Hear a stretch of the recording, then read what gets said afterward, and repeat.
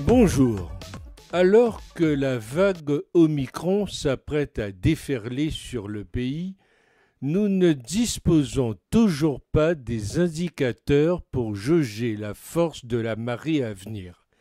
Les données officielles de Santé publique France s'en tenaient à 347 cas d'Omicron identifiés le 17 décembre dernier grâce à du séquençage de certains tests PCR. Le décompte officiel ne rapporte aujourd'hui que quelques centaines de cas en France, très loin de la réalité, et la conclusion des scientifiques est que la France est incapable de repérer des milliers de cas du variant Omicron. Au lieu de chercher des poux dans la tête du scientifique Didier Raoult qui disait que le virus mutait, ces mêmes élites médicales qui parlent aujourd'hui auraient dû faire comme lui, mais il n'a pas été sûrement suffisamment entendu. La nullité française dans toute sa splendeur, car après les masques, le cafouillage tragique des ARS au début de la pandémie, on en passe et des meilleurs, le tout bien sûr sans aucune sanction, dans le contexte du laxisme incroyable qui caractérise les amateurs revendiqués qui nous gouvernent. Résultat, la France a été la seule grande nation incapable de sortir un vaccin ou d'organiser à grande échelle le séquençage des prélèvements. Aucun candidat à la présidentielle n'en parle aujourd'hui, aucun. C'est une honte. S'il y a réellement 90% de Français vaccinés et que le virus explose, cherchez l'erreur. Quand on voit que même vacciné 3 fois, on peut attraper le Covid et que ce vaccin n'est pas une barrière au virus, pour moi ce n'est pas un vaccin. Et on ne va pas aller se faire inoculer un produit tous les 3 mois, on marche sur la tête. Les labos, eux, se frottent les mains.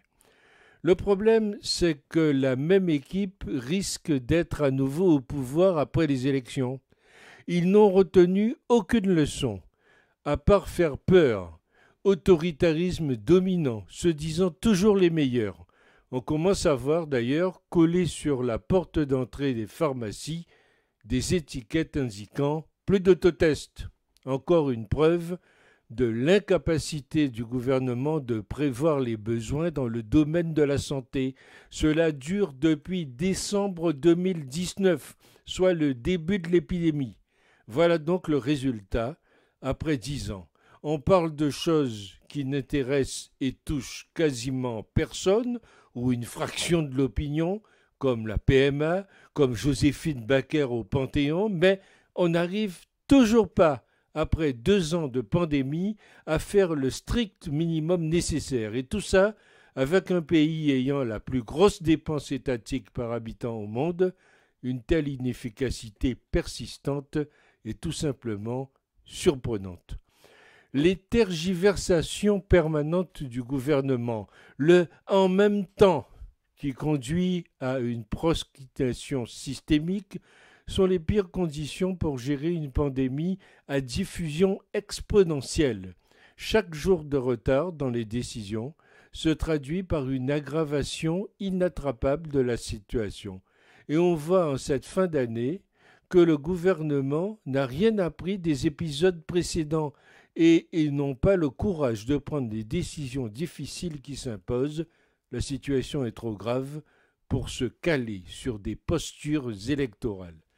Le gouvernement va jusqu'à cibler et condamner à la mort sociale plusieurs millions de citoyens non vaccinés, créant ainsi, avec le pass vaccinal qu'il veut mettre en place, un système d'apartheid évidemment contraire aux principes démocratiques sur lequel il s'assoit allègrement. Il s'agit donc de priver ces citoyens de la liberté d'aller et venir, principe fondamental que les oppositions, les vraies, se doivent de défendre en saisissant le Conseil d'État et le Conseil constitutionnel dès que possible, qui aura le courage de dire non au système d'apartheid sanitaire voulu par le gouvernement. Aucun doute possible. La France est la meilleure pour les bavardages d'experts sur les plateaux de télévision, lesquels seraient plus utiles à défaut d'être plus efficaces sur les plateaux hospitaliers. Car, mesdames, messieurs du gouvernement, on va avoir nationalement la trouille encore combien de temps? Répondez vite, car votre gestion de l'épidémie de Covid restera un fiasco historique, tant d'un point de vue éthique que scientifique et politique.